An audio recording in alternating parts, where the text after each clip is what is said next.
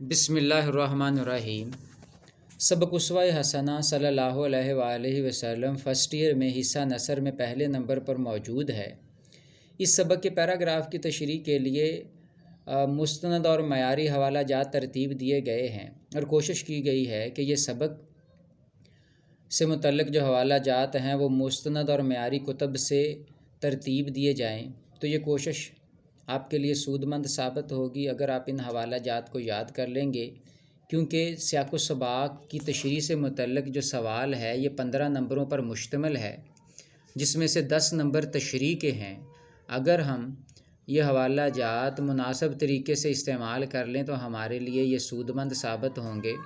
اس میں سے پہلا حوالہ ہے حضرت خالد بن ولید رضی اللہ تعالیٰ عنہ کا قول ہے کہ کوئی باشعور انسان اس حقیقت کو تسلیم کیے بغیر نہیں رہ سکتا کہ محمد صلی اللہ علیہ وآلہ وسلم کا پیغام بلا شبہ خالق کائنات کا پیغام ہے۔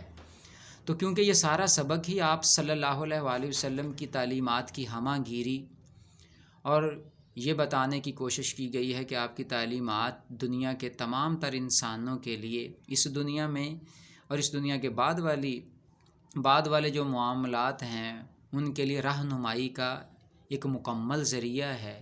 تو اس تناظر میں آپ یہ حوالہ استعمال کر سکتے ہیں۔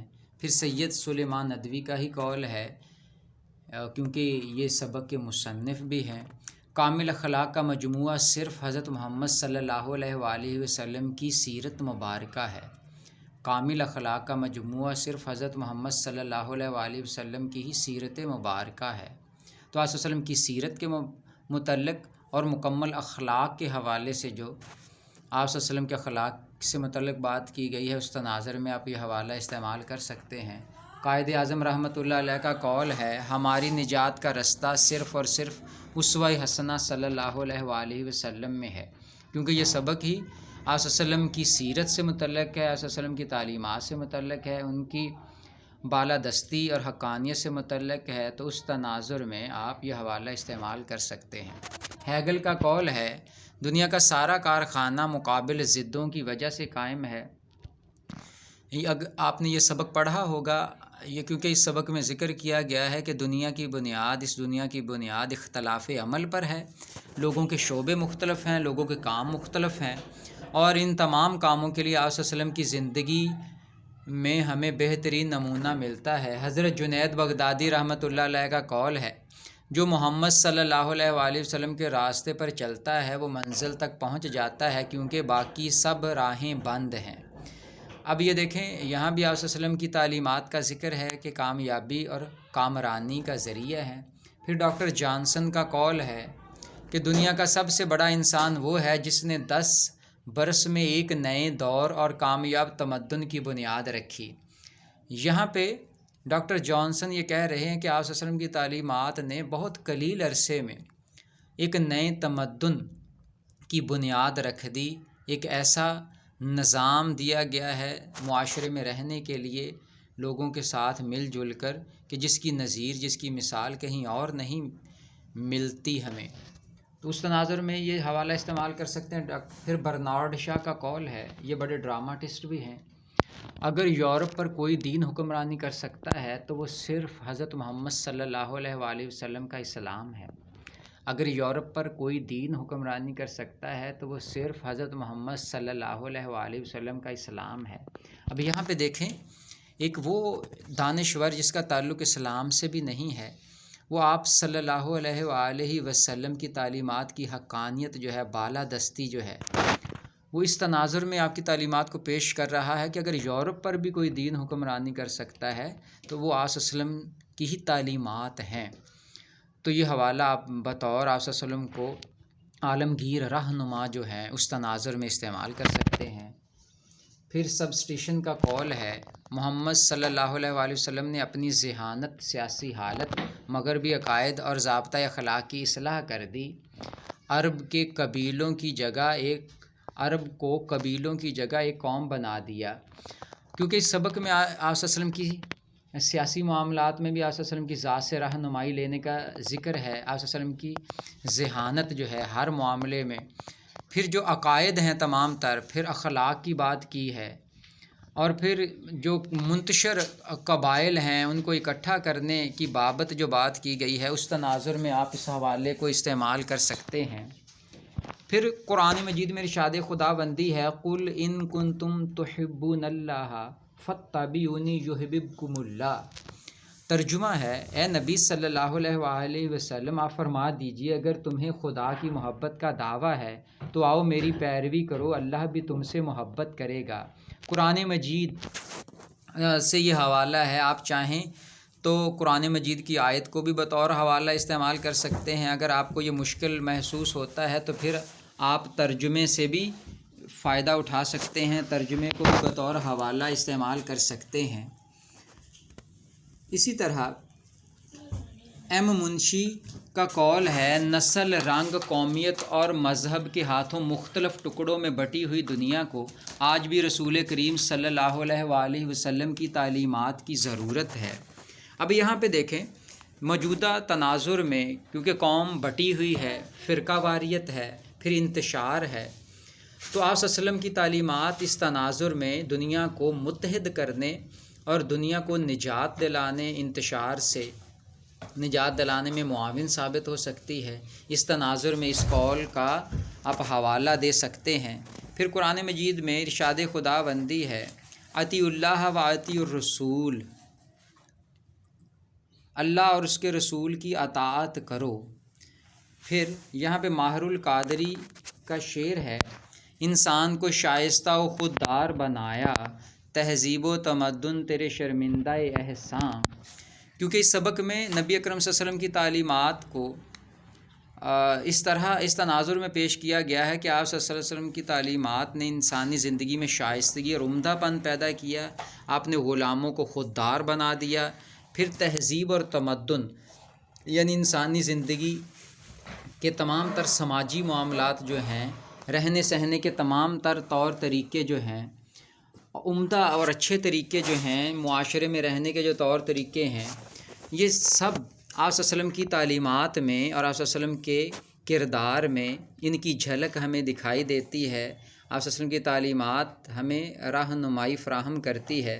تو اس تناظر میں ماہر القادری کا یہ شعر جو ہے آپ بطور حوالہ استعمال کر سکتے ہیں۔